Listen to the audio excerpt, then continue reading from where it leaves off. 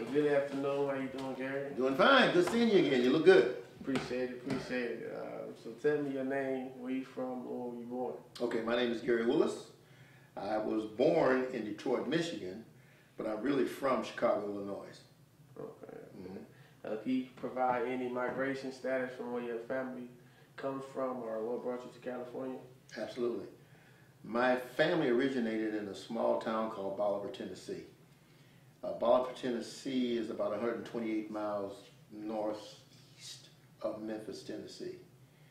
The way we got from Tennessee to Chicago, well, to Detroit at first, is that during the 40s, after World War II, or just prior to World War II, there was a large migration of blacks out of the South into the North, Chicago, Philadelphia, New York, Harlem, and Detroit, because of the war effort.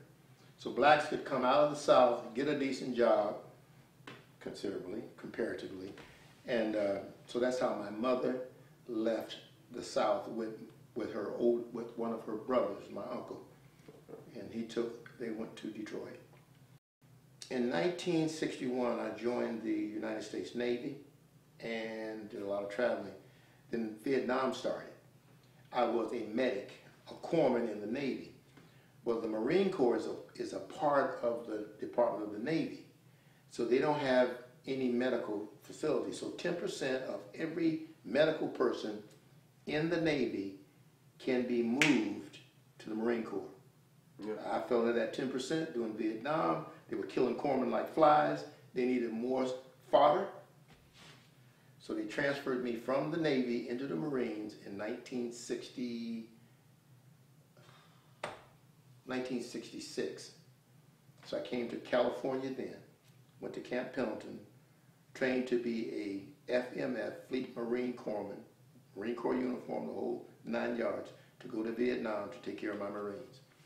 And when I got out of the Marines, Navy, quote, slash, in 1968, I decided not to go back east to Chicago because I liked California.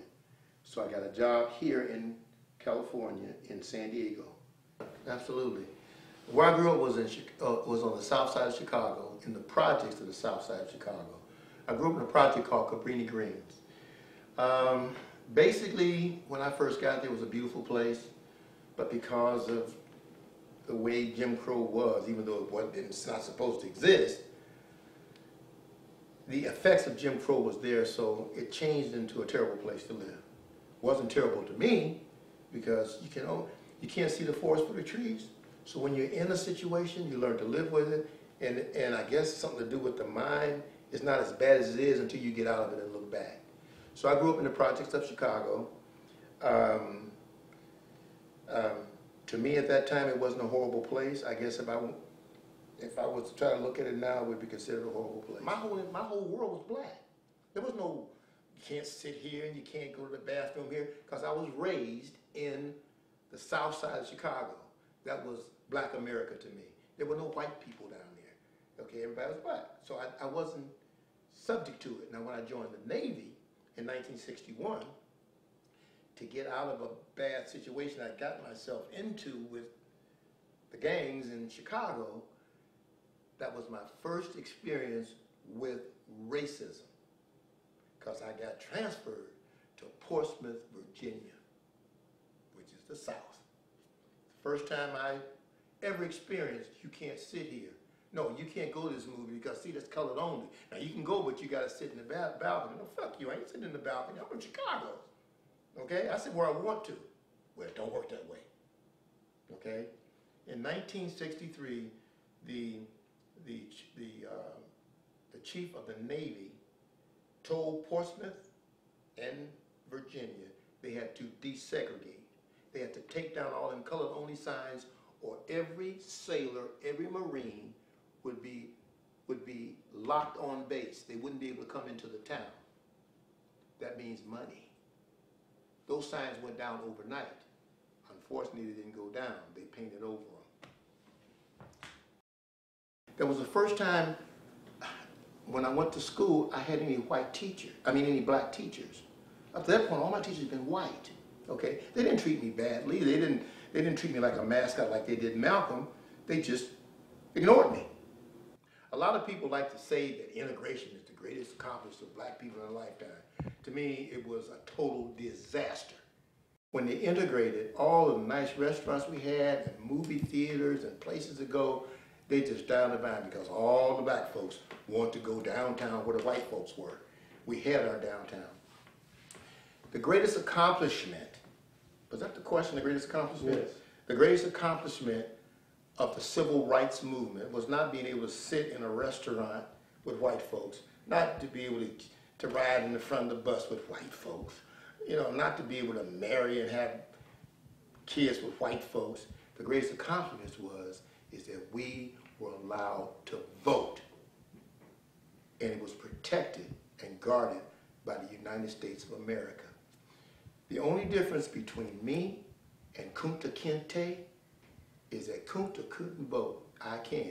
If you take the vote away from me so I cannot vote, I am no more than Kunta Kinte. Now, I want you to understand what I just said.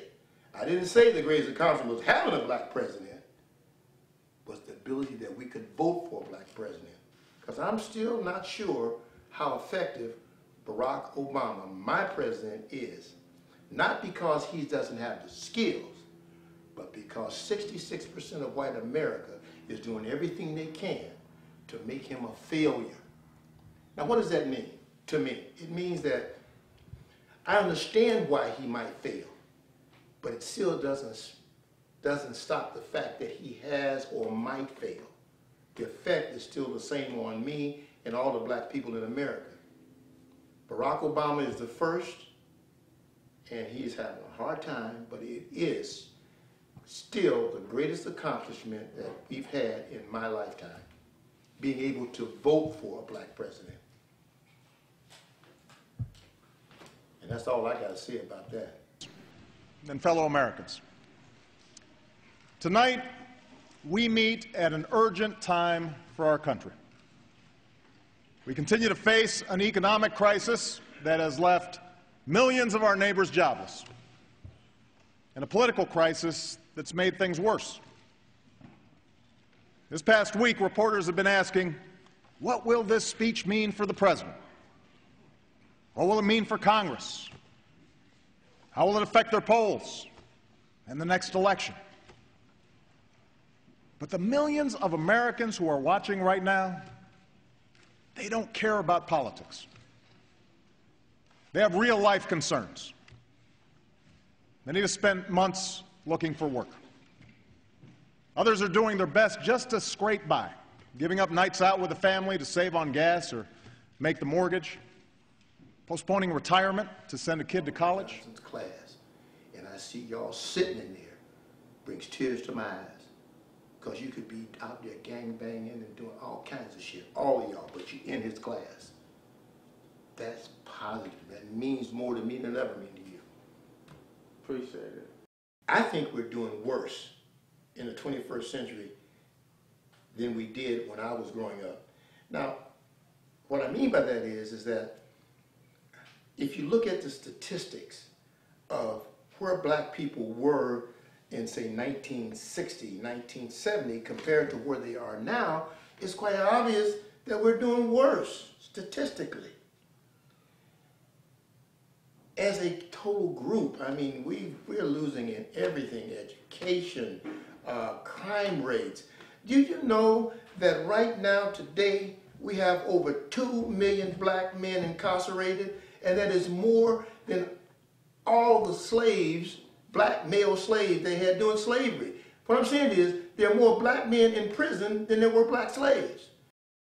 I've come to the opinion that there will never be a black revolution in America. There wasn't ever a black revolution in America, and there never will be. I do not believe that the Black Panthers were revolutionaries. I know that Martin Luther King wasn't a revolutionary. Marcus Garvey was not a revolutionary. Frederick Douglass was not a revolutionary. We still feel that we are right and that we stand within our constitutional rights in the protest. we still advocate nonviolence, passive resistance, and still determined to use the weapon of love. And I can say that there is no bitterness on my part as a result of the decision, and I'm sure that I voice the sentiment of the more than 40,000 Negro citizens of Montgomery. We still have the attitude of love. We still have the method of passive resistance, and we are still insisting emphatically that violence is self-defeating, that he who lives by the sword will perish by the sword. It has been suggested also that this movement preaches a gospel of violence. No, the black people in this country have been the victims of violence at the hands of the white man for 400 years. And following the ignorant Negro preachers, we have thought that it was godlike to turn the other cheek to the brute that was brutalizing us. And today, the Honorable Elijah Muhammad is showing black people in this country that just as the white man and every other person on this earth has God-given rights, natural rights, civil rights, any kind of rights that you can think of when it comes to defending himself, black people should have, we should have the right to defend ourselves also. And because the Honorable Elijah Muhammad makes black people brave enough, men enough to defend ourselves no matter what the odds are, the white man runs around here with the doctrine that Mr. Muhammad is advocating violence when he's actually telling Negroes to defend themselves against violent people. There are no pros about white America depicting me as a man. Not one pro. Everything that white America looks at me as has nothing to do with depicting me as a man. It's all cons. Okay, World War II. Okay. Preach.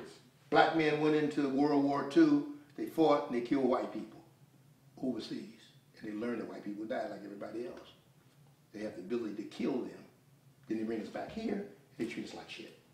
Okay, they don't give us our due.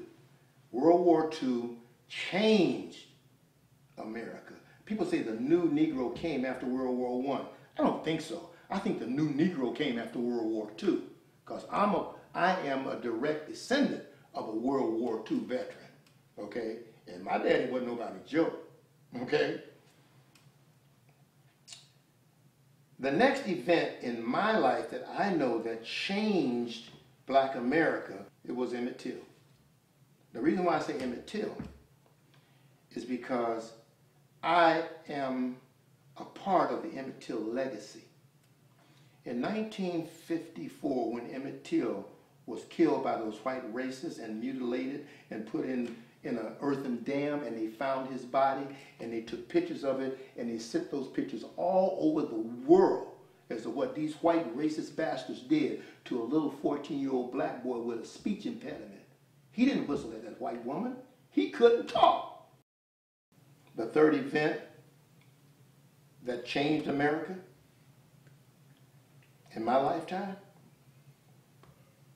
I got to go back to the ability of black Americans to vote for a black man to be president of the United States of America. I can't think of anything more significant than that. I hear something saying,